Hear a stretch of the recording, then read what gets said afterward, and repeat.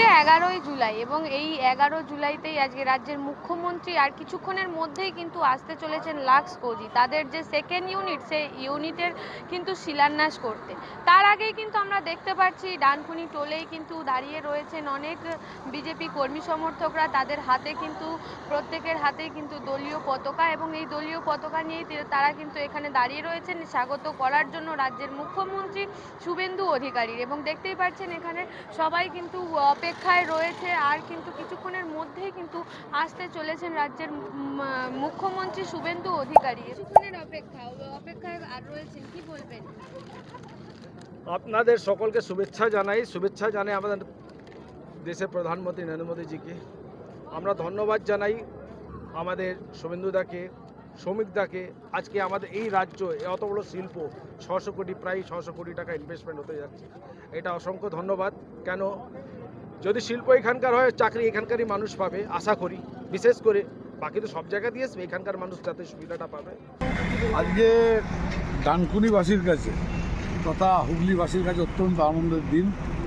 মাত্র 2 মাসের সরকার ডানকুনির বুকে আজকে 600 কোটি টাকার নতুন প্রজেক্ট লাক্সুরির মাধ্যমে উদ্বোধন করছেন করলেন আমাদের মাননীয় মুখ্যমন্ত্রী শুভেন্দু অধিকারী মহাশয়। এবং আশা রাখবো শুভেন্দু অধিকারীর হাত ধরে সারা রাজ্যে শিল্পের জোয়ার আসবে এবং ডানকুনি শিল্পাঞ্চল যে রুগ্ন অবস্থায় পরিণত হয়েছিল আবার নতুন করে পুনরুজ্জীবিত হবে এবং আশার আলো দেখবে এলাকার হাজার হাজার বেকার যুবকরা, তাদের কর্মসংস্থান হবে, এলাকার ডেভেলপমেন্ট হবে, শিল্পের উন্নয়নের সাথে সাথে অর্থনীতি উন্নতি হবে। ঠিক আছে।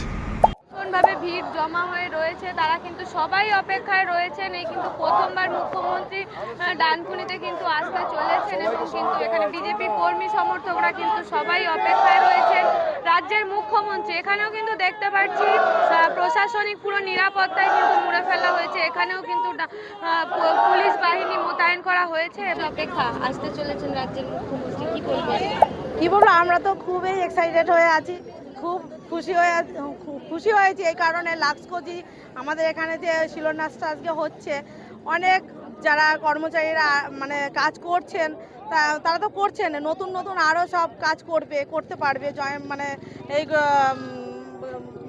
এই জন্য তো খুবই খুশি যেসব বেকার ছেলেপেলেরা আছে তারা এখানে সুবিধা হবে। আর ডানকুনি তো আমাদের আরও ডেভেলপমেন্ট হচ্ছে না, দেখতেই পাচ্ছেন ডানকুনি তো প্রচুর ডেভেলপমেন্ট হবে আমাদের এই মানে আমরা চাই আমাদের মুখ্যমন্ত্রী যেভাবে কাজ করে চলেছে সেভাবে করুক, উনি যে কথা দিয়েছিলেন সেইভাবেই কাজ করছে, মানে খুবই ভালো লাগছে, খুবই খুশি আমরা এরকম মুখ্যমন্ত্রী পেয়ে আমরা গর্বিত। কি নাম আপনার? আমার নাম মণিমালা রয়। মানে খুবই আনন্দ, দেখতেই পাচ্ছেন তো বাচ্চাকে নিয়ে পর্যন্ত চলে এসেছি। এবার কতক্ষণে স্যার আসবেন তার অপেক্ষায় আছি। স্যার তো যা করছেন সবই তো খুবই ভালো লাগছে। কি নাম আমার প্রিয়াঙ্কা সিংহ। আর কিছুক্ষণের অপেক্ষা তো। বলবো খুবই ভালো লাগছে। এই 2 মাসের যা করেছে অনেক করেছে, যেটা 15 বছরে কিচ্ছু হয়নি, সে তুলনায় কিছুই হয়নি। 2 মাসে যেটা করেছে 15 বছরে কিছুই হয়নি। সেই জন্যই আমরা দাদাকে দেখার জন্য, আমরা স্যারকে দেখার জন্য এখানে দুটো থেকে আমরা অপেক্ষা করছি। কোথায় থেকে এসছে? আমরা মাইতিপাড়া। কি নাম আপনার? মন করে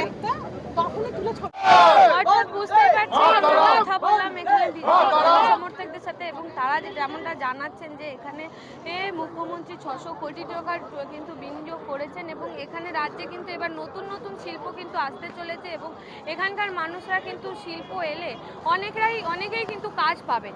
এ বিষয়ে আপনারা কি বলবেন অবশ্যই কমেন্ট করবেন কমেন্ট বক্সে। এ ধরনের খবর পেতে নজর রাখবেন ডিএনএন বাংলায়। ডিএনএন বাংলা, সবার মনে সবার ফোনে।